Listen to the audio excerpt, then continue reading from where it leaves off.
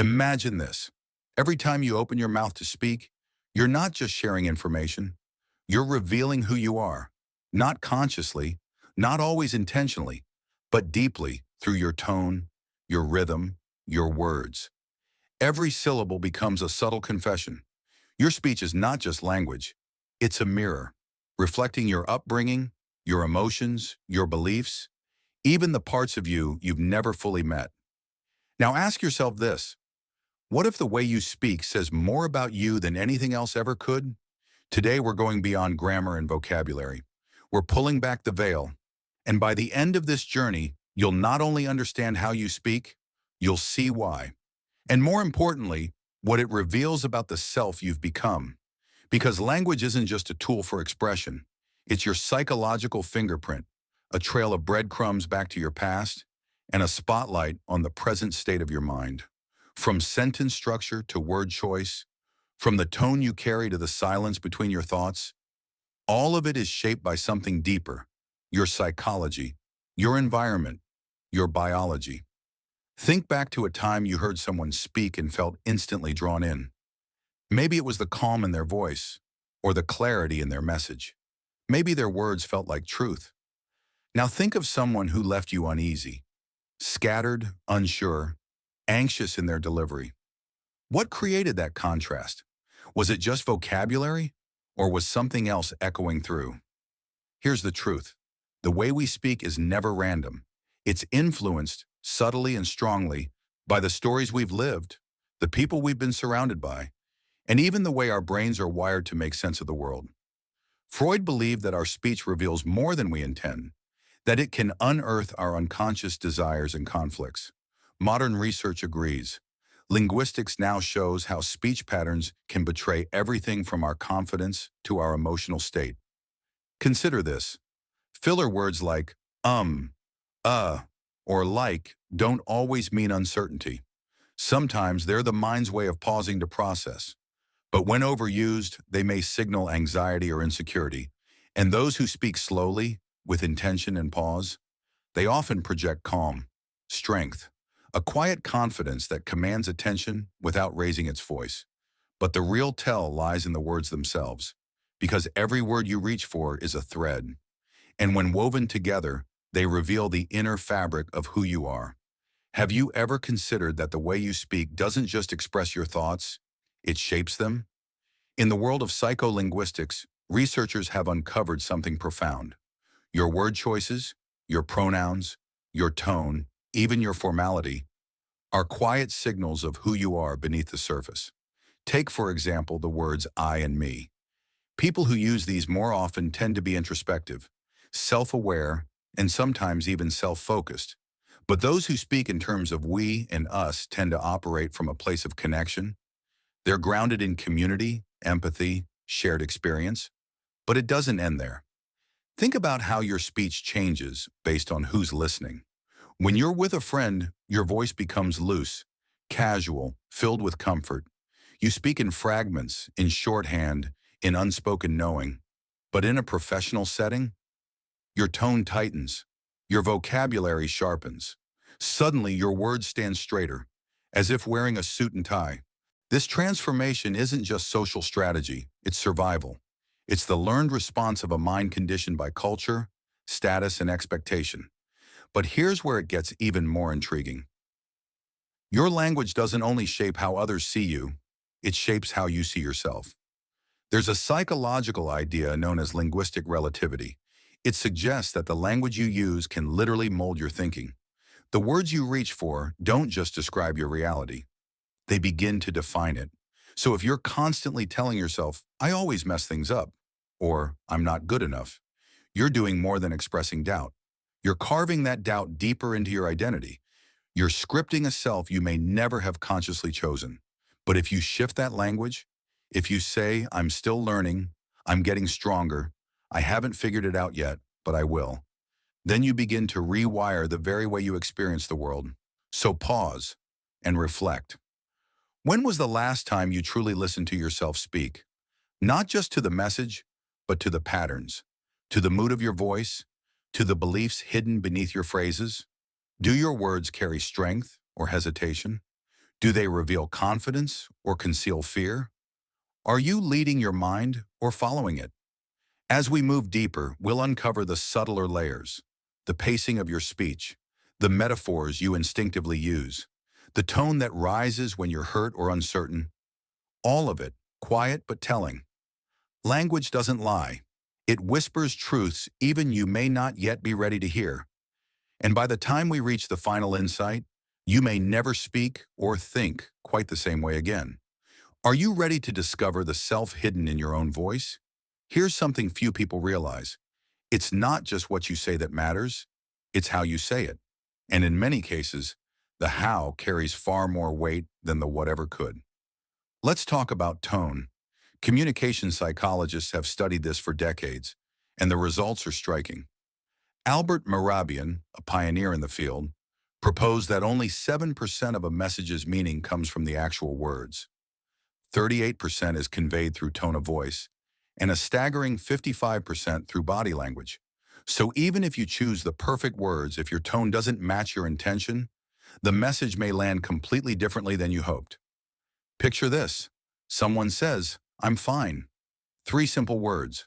But if spoken warmly, they feel like comfort. If delivered coldly, they suggest distance. And if said with sarcasm, they scream the opposite of what they mean. Same words. 3 radically different messages. This is the power of tone. It's why some people walk into a room and immediately command presence, while others, though articulate, seem to disappear into the background. Because it's not just the message, it's the energy behind it, the delivery. Now go deeper. Consider rhythm, pacing, the quiet architecture of speech. Have you ever noticed how the most confident speakers don't rush? They pause. They give each word space to breathe. Their sentences land like footsteps, measured, intentional, steady. This isn't accidental. When we're nervous, we tend to speed up, as if afraid our thoughts will vanish before we can finish expressing them. But this often makes us sound anxious, unsure, even chaotic. Controlled pacing, on the other hand, signals clarity, presence, authority. It's why figures like Martin Luther King Jr.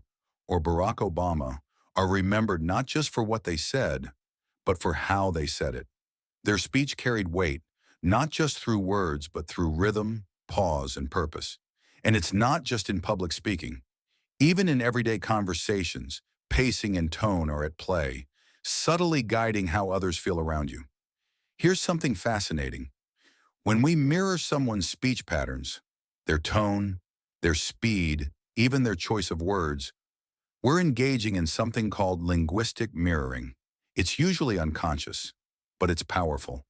Because when you speak like someone, you signal safety, familiarity, a sense of we belong here, together. It's a social instinct, a survival tool that helps us build rapport, connection, trust. So the next time you speak, don't just focus on what you're saying. Listen to how your voice moves. Notice the rhythm, the warmth, the intent behind each word.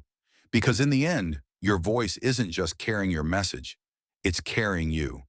Have you ever noticed that when you spend enough time with someone with a distinct accent, a particular rhythm, a unique way of speaking, you begin to echo them? Their phrases slip into your vocabulary. Their cadence seeps into your own. It's not mimicry. It's something deeper, something human. Our brains are wired for connection. And language? It's one of our most powerful tools to belong. That's why truly charismatic people often make others feel so at ease. Not because they speak at you, but because they instinctively adjust their tone, their pace, their words, to meet you where you are. It's subtle, but profound. The way we speak shifts depending on who we're with. This isn't just habit. It's something called code switching. You may not even realize you're doing it. At work, your speech might be crisp, polished, deliberate, but around old friends, you slide effortlessly into slang, unfinished sentences, inside jokes. Each version of your voice reflects a different part of who you are. You are not one voice. You are many, each shaped by place, time, emotion, memory. Now let's talk about vocabulary.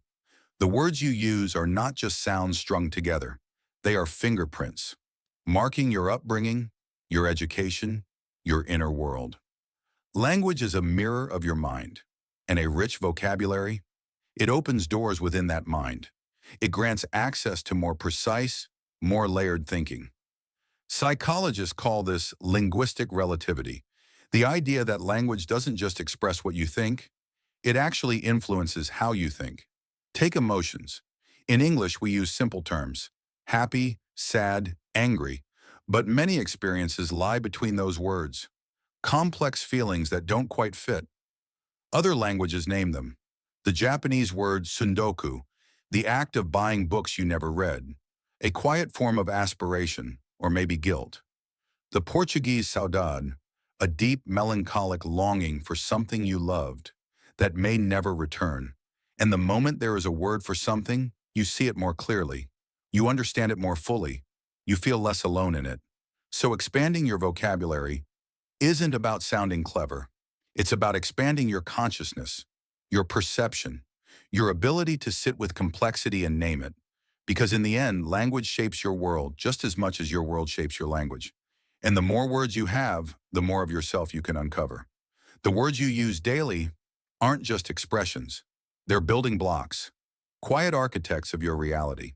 If your vocabulary is laced with limits, I can't, that's impossible, I'm just not good at this, you may be reinforcing walls that were never really there, not because they're true, but because you keep repeating them.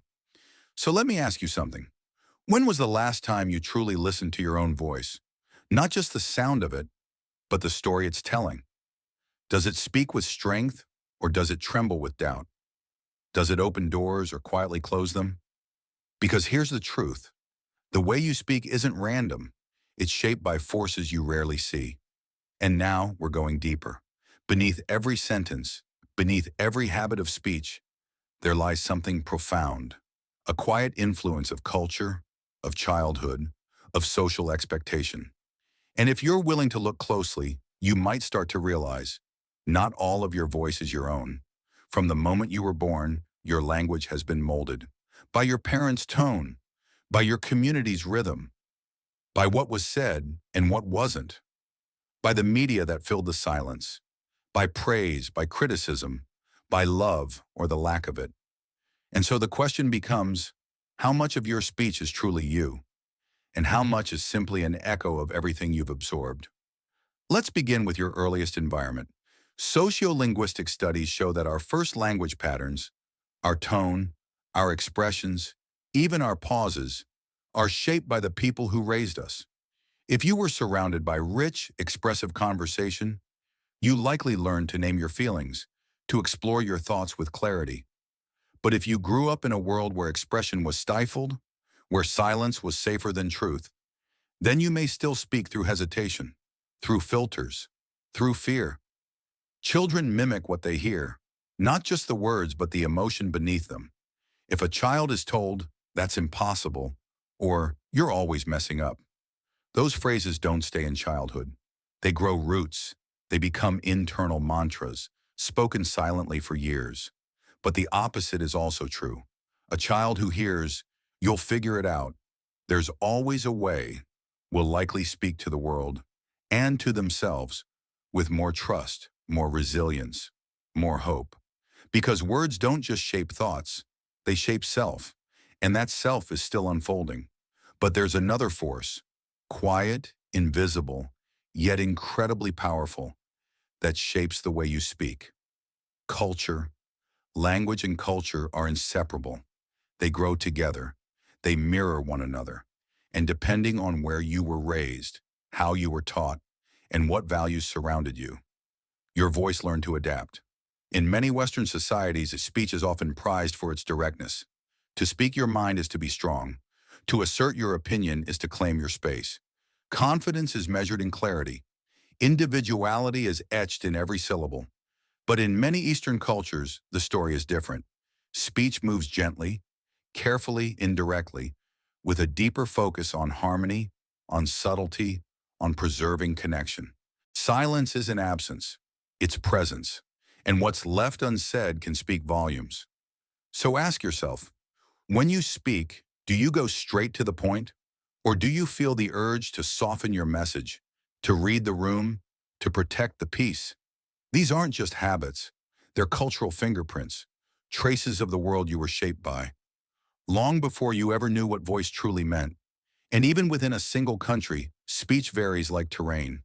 A person raised in academia, surrounded by analysis and abstraction, may speak with deliberate precision, while someone raised in a working-class environment may speak with speed, punch, and pragmatism. Clear, no nonsense, straight from the gut. Neither is superior, but both reveal a map, a story of background, experience, and belonging. And then, there's something subtler still. Social conditioning. We are taught, sometimes with words, sometimes with silence, how we're expected to sound, by gender, by status, by role.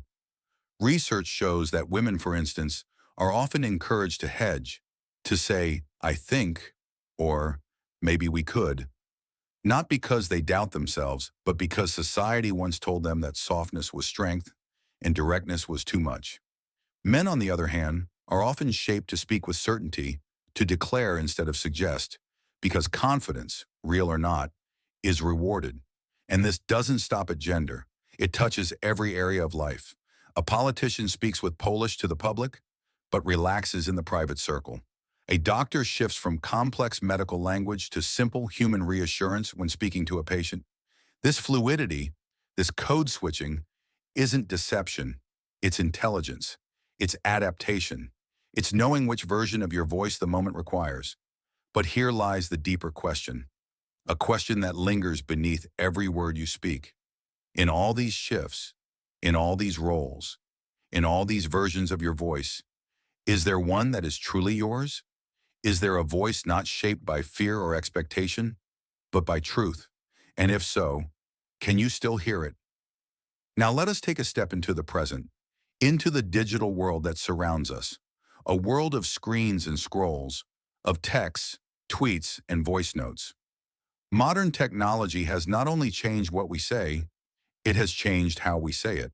It's subtle, but powerful. Have you ever noticed how different your voice becomes when you're typing a message instead of speaking face-to-face? Shorter phrases, fewer words. Emojis take the place of emotion. Abbreviations stand in for entire thoughts. LOL. I don't know. BRB. This new shorthand, this digital dialect, is slowly bleeding into how we speak offline. The rhythm of our speech, our patience with pauses, our expectations for replies, all of it is shifting. Consider this. Young people today are growing up in a world where conversations happen out of sync. A message is sent. A reply comes hours later. This kind of communication, fragmented, delayed, is becoming the norm. And with it, something else changes too. Our attention, our ability to stay present, to sit in a long, flowing conversation without checking a screen or drifting away. Have you noticed it? That quiet discomfort when a conversation stretches just a little too long. That urge to fill the silence or escape it. It's not a personal flaw. It's a reflection of the world we've built. A world where instant replies and rapid-fire thoughts have replaced slow, thoughtful speech. And yet, beneath all this noise, beneath the influence of technology, culture, and trend, there is something in you that endures. Your voice, not the one shaped by your phone, not the one sculpted by your social feed, but the one that belongs solely to you. Raw, real, unfiltered. And this is the moment of truth. Because while everything around you evolves, one thing remains in your control, the way you choose to use your voice. Have you ever truly considered that the way you speak could shape your entire future? That your tone, your choice of words, your ability to express thought with calm clarity could open doors others never even see? This is why some people walk into a room and instantly draw attention. Not because they are louder, but because they are aligned. Their voice carries intention, not noise. It's not about having a large vocabulary. It's not even about being the smartest in the room. It's about presence. about speaking with awareness, not out of habit, but with purpose. And now, as we move into the final insight, you'll come to see something extraordinary. That small, deliberate changes in how you speak can reshape not only how others see you, but how you see yourself. Are you ready to rediscover the power of your own voice? How do you harness the full potential of your voice? What if I told you that the way you speak doesn't just reflect who you are, it shapes who you become? That speech isn't just a habit, but a force, a living tool capable of sculpting your confidence, deepening your relationships, and changing the trajectory of your life. Here's something most people never consider. Your brain is always listening to you, not just to your thoughts, but to your voice, the words you choose, the tone you use, the rhythm of your expression. Every sentence you speak feeds back into your self-image. If you constantly say things like, "I'm not good at this," or "I don't think I can handle it," your subconscious begins to accept those words as fact. And slowly, without your awareness, you become the version of yourself that your language describes. But here's the truth. The opposite is just as real. When you choose to speak with clarity, with strength, with certainty, you begin to embody those very qualities. This is not motivational fluff. It's psychology. Self-perception theory, developed by Daryl Bem, suggests something profound, that we come to know who we are by observing our own behavior. And yes, that includes the way we speak. Speak like a confident person, and your brain starts to believe that you are one. Think of the leaders, the visionaries, the individuals who shaped history. They did not wait to feel powerful before they spoke. They used speech as a tool to step into their power, to shape how others saw them, and in doing so, reshape how they saw themselves. So, how do you begin? How do you take control of the voice that's been shaping you all along? It begins with a conscious shift, a choice to refine your speech, not to impress others, but to align with the person you want to become. Here are 3 subtle but powerful transformations you can begin today. 1. Replace hesitant language with decisive language. How often do you say, "I think," "maybe," or "I'm not sure," but these phrases can be gentle, yes, but when overused, they quietly erode your authority, even when you do know what you're saying. Instead, try this. Don't say, "I think this could work." Say, "This will work." And here's why. The shift is immediate, not just in how others hear you, but in how you hear yourself. 2. Speak with intentional pacing. If you tend to rush your words, slow down. Truly confident speakers don't hurry. They pause. They allow their words to settle. They understand that silence can hold more power than sound. When you take your time, people listen differently. You're perceived as composed, thoughtful, and in control, not just of the conversation, but of yourself. Now here's another shift, and it may be the most overlooked. Eliminate casual self-deprecation. There's a difference between humility and quiet self-sabotage. Many people, without thinking, make themselves smaller through their speech. They hide behind humor, saying things like, "I'm so bad at this," or "I have no idea what I'm doing." But every time you say it, even in jest, you are reinforcing a story your subconscious begins to believe. So, shift it, reframe it. Instead of, "I'm bad at this," say, "I'm learning this." Instead of, "I don't know," say, "I'm figuring it out." These are not just softer phrases. They are stronger ones. They speak to growth instead of limitation. They reflect a mind in motion, not one stuck in place. And now we arrive at the final, most powerful realization. Your voice is not just a tool for communication. It is an instrument of creation. Every time you speak, you're not just conveying information. You're shaping identity. You're reinforcing a version of yourself.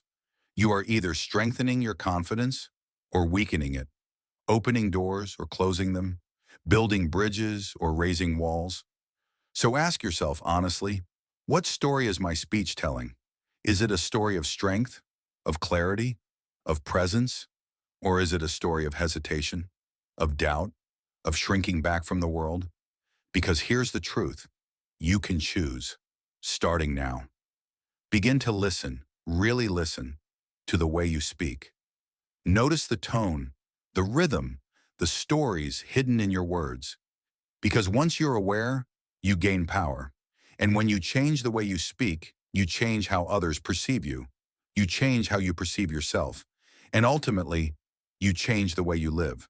So now that you know the truth about your voice, the only question is, how will you use it?